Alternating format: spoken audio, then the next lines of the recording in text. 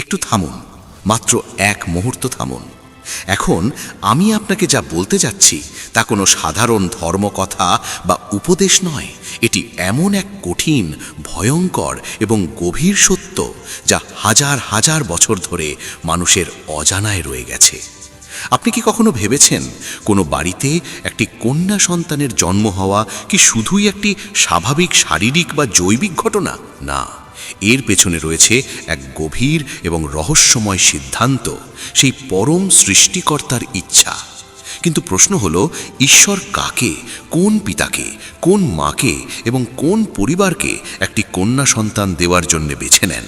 আর সবচেয়ে ভয়ের প্রশ্ন, আপনার পরিবার, আপনার কর্ম কি সেই নির্বাচনের যোগ্য ছিল? আজ আমরা সেই প্রাচীন সত্যের পর্দা সরাব, যা জানায় কেন কন্যারা নির্দিষ্ট কিছু ঘরেই জন্ম নেয় এবং কেন একটি মেয়ের জন্মের সঙ্গে সঙ্গে সেই পরিবারের ভাগ্য যেন হঠাৎ বদলে যায়। এই কথাগুলো মন দিয়ে শুনুন, কারণ শেষে যে সত্যটি আপনার সামনে আসবে তা আপনার জীবন এবং পরিবারকে দেখার দৃষ্টিভঙ্গি সম্পূর্ণ বদলে দিতে পারে।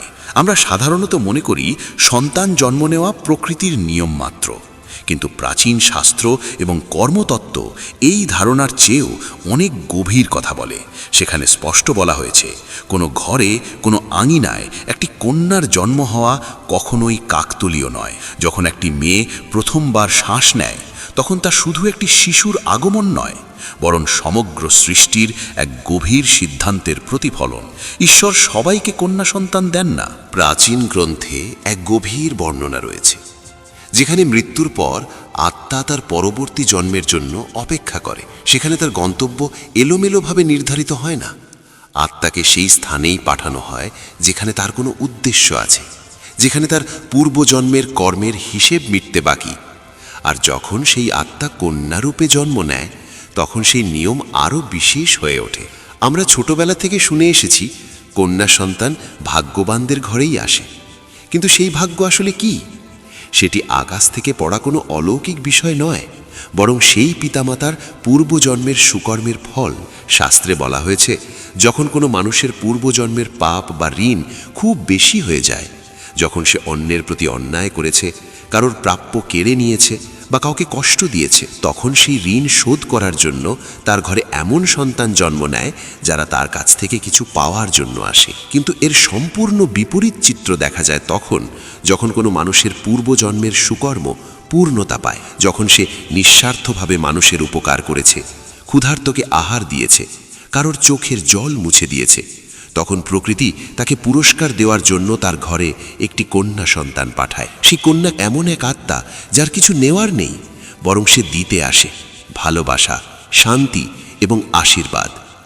এই কারণেই আমরা প্রায়ই দেখি, একটি মেয়ের জন্মের পর সেই বাড়ির পরিবেশ বদলে যায়। যে মানুষটি আগে কঠোর ছিল, রাগী ছিল, সে তার ছোট্ট মেয়েকে কোলে নিতেই যেন নরম হয়ে যায়। তার ভেতর থেকে এমন এক মমতা আর ভালোবাসা জেগে ওঠে, যার অস্তিত্ব সে নিজেও আগে জানত না। এটি কোনো কাকতালীয় ঘটনা নয়, এটি সেই পবিত্র আত্মার প্রভাব। কন্যারা সঙ্গে করে নিয়ে আসে এক অদ্ভুত নির্মল শক্তি। তাদের উপস্থিতিতে বাড়ির পরিবেশে এমন এক সূক্ষ্ম পরিবর্তন ঘটে, যা সমস্ত নেতিবাচকতা, অশান্তি এবং দারিদ্র্যের অন্ধকারকে ধীরে ধীরে দূর করে দেয়। আমরা যুগের পর যুগ ধরে একটি কথা শুনে আসছি, মেয়েরা নাকি বাড়ির লক্ষ্মী। কিন্তু এই কথার আসল তাৎপর্য আমরা অনেকেই ঠিকভাবে উপলব্ধি করতে পারিনি। আমরা লক্ষ্মী বলতে কেবল ধন সম্পদকেই বুঝেছি, সোনা রূপোর মাপে তাকে বেঁধে ফেলেছি। অথচ লক্ষ্মী মানে শুধু অর্থ নয়, তিনি শান্তির প্রতীক, সাম্যের প্রতীক, চেতনা ও করুণার এক নির্মল প্রকাশ।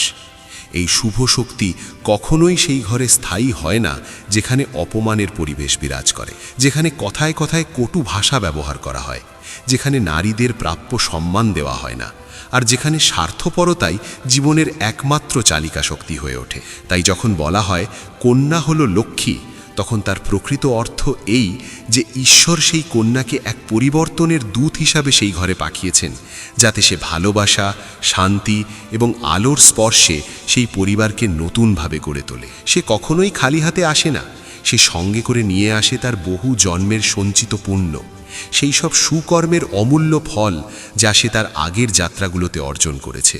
তখন সেই ছোট্ট পায়ে ভর করে সে আপনার ঘরের এ প্রান্ত থেকে ও প্রান্তে হাঁটতে শেখে, তখন আসলে সে নীরবে আপনার বাড়ির জমে থাকা ভারী ও স্থবির শক্তিকে ভেঙে দিচ্ছে, সমস্ত অশুভ প্রভাবকে ধীরে ধীরে দূর করে দিচ্ছে। এই কারণেই আপনি হয়তো নিজের চারপাশে এমন অনেক পরিবার দেখেছেন যারা কন্যা সন্তানের জন্মের আগে ঋণের বোঝায় জর্জরিত ছিল, যাদের সংসারে অভাব অনটন লেগেই থাকত। কিন্তু সেই ঘরেই যখন একদিন একটি মেয়ের হাসি কান্নার ধ্বনি ভেসে ওঠে, তখন হঠাৎ যেন সব কিছু বদলে যেতে শুরু করে। পিতার থমকে থাকা ব্যবসা আবার চলতে শুরু করে, থেমে থাকা উন্নতির পথ খুলে যায়, আর ঘরে নেমে আসে এক অদ্ভুত শান্তি ও স্বস্তি। অনেকে এটিকে নিছক কাকতালীয় বলে মনে করে, কেউ বলে শিশুটির পা শুভ, কিন্তু শাস্ত্রের দৃষ্টিতে এটি কোনো কাকতালীয় ঘটনা নয়, এটি পুণ্যের সঞ্চালন। সেই পবিত্র আত্মা তার পিতার কষ্ট অনুভব করে নিজের সঞ্চিত পুণ্যের একটি অংশ নিঃশব্দে পিতার আভামণ্ডলে প্রবাহিত করে দেয়। নিজের ভাগ্যের আলো দিয়ে সে যেন পুরো পরিবারটিকে আগলে রাখে। কিন্তু এখানেই এক গভীর এবং ভয়ঙ্কর প্রশ্ন উঠে আসে। যদি কন্যারা এতটাই পবিত্র হয়, যদি তারা সত্যিই পুণ্যের ফল হয়, তাহলে আজকের সমাজে কেন তাদের জন্মে অনেক বাড়িতে শোক নেমে আসে?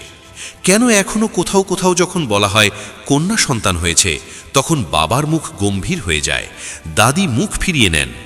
কেন অনেক সময় জন্মের আগেই তাদের শেষ করে দেওয়া হয়, অথবা জন্মের পর সারা জীবন তাদের বোঝা বলে মনে করিয়ে দেওয়া হয়? এই প্রশ্নের উত্তর লুকিয়ে আছে কর্মের সেই গভীর নিয়মে, যা শুনলে ভেতরটা কেঁপে ওঠে।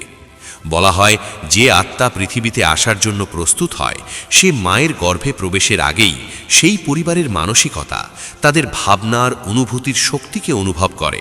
যদি সেই পরিবারে ভয় থাকে, যদি কন্যা সন্তান নিয়ে লোভ বা হিসেব থাকে, যদি নারীর প্রতি সম্মান না থাকে, তবে কোনো উচ্চস্তরের পবিত্র আত্মা সেই গর্ভে প্রবেশ করে না। সে ফিরে যায়, আর তখন সেই ঘরে জন্ম নেয় এমন এক আত্মা, যার সঙ্গে সেই পরিবারের পূর্বজন্মের কোনো গভীর বিরোধ বা ঋণ জড়িয়ে থাকে। শাস্ত্রের ভাষায় যখন কেউ একটি মেয়ে বা একজন নারীকে বোঝা বলে মনে করে, তখন সে আসলে নিজের ধ্বংসকেই ডেকে আনে। তবুও কখনো কখনো এই নিয়মের ব্যতিক্রমও ঘটে, এমন এক সত্য যা চোখে জল এনে দেয়। অনেক সময় খুব কঠোর সংকীর্ণ মানসিকতার পরিবারেও এক অত্যন্ত পবিত্র কন্যার জন্ম হয়। সে এমন এক ঘরে আসে যেখানে তাকে যথাযথ ভালোবাসা দেওয়া হয় না, যেখানে তাকে সমান অধিকার দেওয়া হয় না। কেন এমন হয়? কারণ এই কন্যারা সাধারণ আত্মা নয়, তারা পরিবর্তনের বাহক। তারা সেই ঘরে আসে না কারণ সেই ঘর ভালো, বরং আসে সেই অন্ধকার দূর করতে। যেমন একটি প্রদীপ অন্ধকার ঘরে রেখে দিলে সেই অন্ধকার নিয়ে অভিযোগ করে না, নিঃশব্দে আলো ছড়িয়ে দেয়, তেমনি এই কোমল মেয়েরা তাদের স্বভাব, হাসি, নিঃস্বার্থ ভালোবাসা আর দৃঢ়তার মাধ্যমে কঠিন হৃদয়কেও বদলে দেয়। তারা সেই পিতার মন পরিবর্তন করে যে এক সময় কঠোর ছিল। তারা সেই দাদু দিদার দৃষ্টিভঙ্গিও পাল্টে দেয়, যারা একসময় পাথরের মতো নির্দয় ছিল।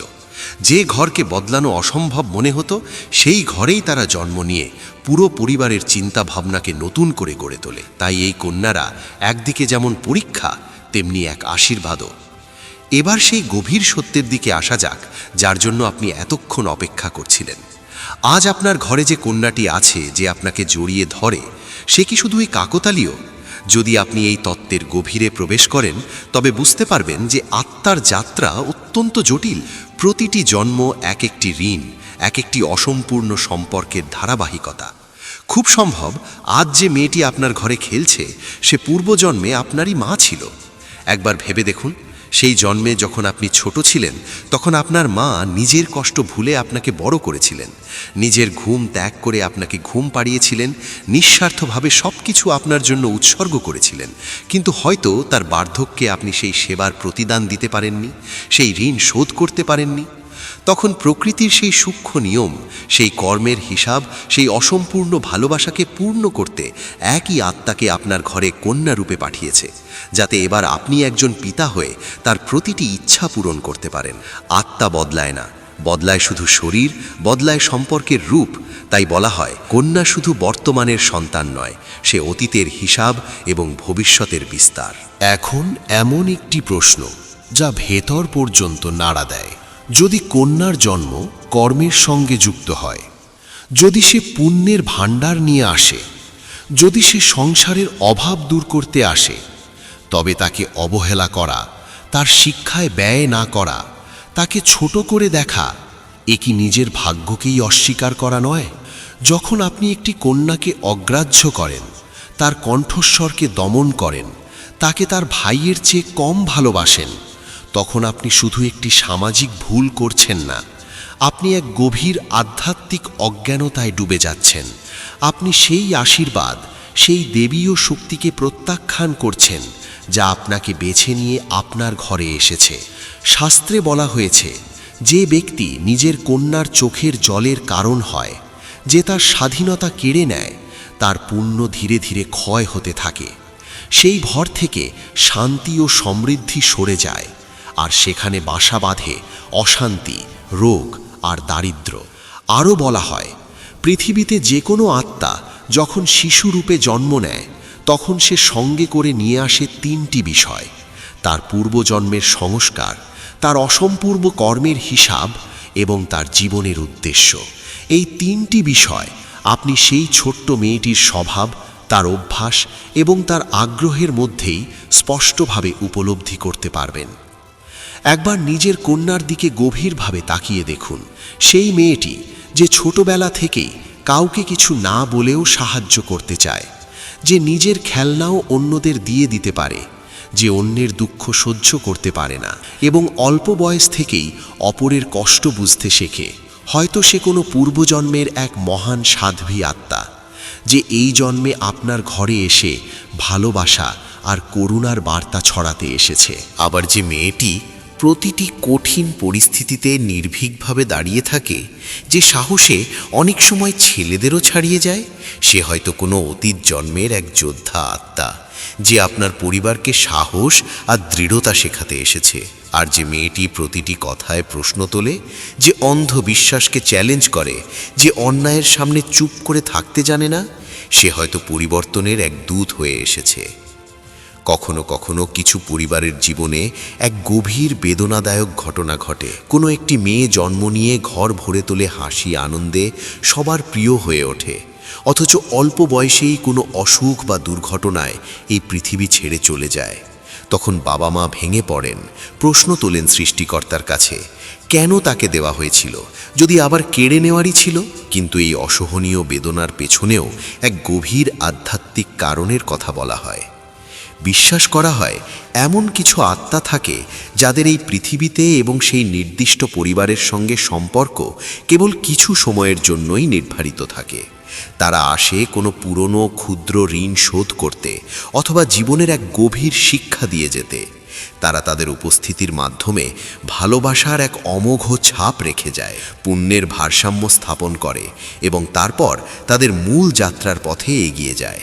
তারা কষ্ট দেওয়ার জন্য আসে না, বরং কখনো কখনো কঠিন উপায়ে মানুষকে সংসারের মোহ থেকে মুক্তির শিক্ষা দিয়ে যায়।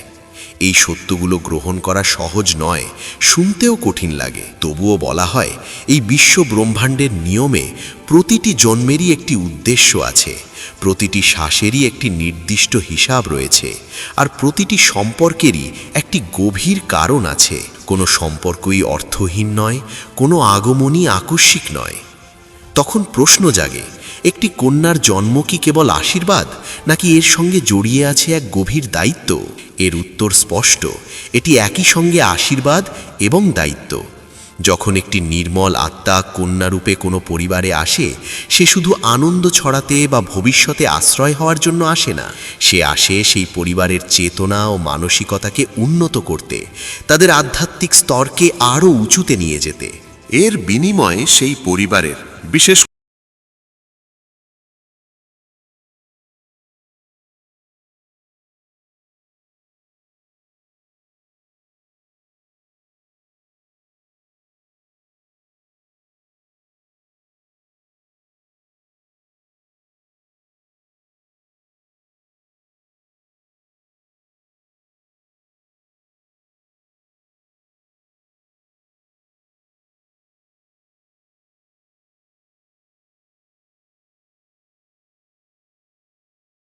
কণ্ঠস্বরকে গুরুত্ব না দেওয়া হয়, তবে সেই পরিবার সেই মহান সুযোগ হারিয়ে ফেলে যা তাদের জন্য নির্ধারিত ছিল। নিজের হাতেই তারা নিজেদের পুণ্য নষ্ট করে ফেলে। এখানেই বোঝা যায় একটি আত্মা ও একটি পরিবারের মধ্যে এক সূক্ষ্ম পবিত্র বন্ধন তৈরি হয়। আত্মা তার সংস্কার ও পুণ্য নিয়ে আসে, আর পরিবার তার বিকাশের জন্য আকাশের দুয়ার খুলে দেওয়ার দায়িত্ব গ্রহণ করে। এই সম্পর্ক শুধু খাওয়া পরানো বা লালন পালনের মধ্যে সীমাবদ্ধ নয়, এটি সেই আত্মার পূর্ণ বিকাশের সঙ্গে জড়িত। আর যখন একজন পিতা এই দায়িত্ব সঠিকভাবে পালন করেন, তখন শুধু একটি কন্যাই বড় হয় না, সেই পরিবারের ভাগ্য, চেতনা এবং আধ্যাত্মিক অবস্থানও উন্নত হয়। এই দীর্ঘ আলোচনার শেষে একটাই কথা স্পষ্ট হয়ে ওঠে: কন্যার জন্ম কোনো সাধারণ ঘটনা নয়, এটি আত্মার অন্তহীন যাত্রার এক অনন্য অধ্যায়। কন্যারা কেবল সন্তান নয়, তারা সংস্কারের ধারক, তারা এক বিশেষ শক্তির প্রতীক, যা অন্ধকার দূর করে আলো নিয়ে আসে। প্রতিটি জন্মের পেছনে একটি কারণ থাকে। প্রতিটি আত্মা তার পূর্ব কর্ম অনুযায়ী নিজের পথ বেছে নেয়, আর যখন একটি কন্যা কোনো পরিবারকে বেছে নেয়, তখন সে সেই পরিবারের জন্য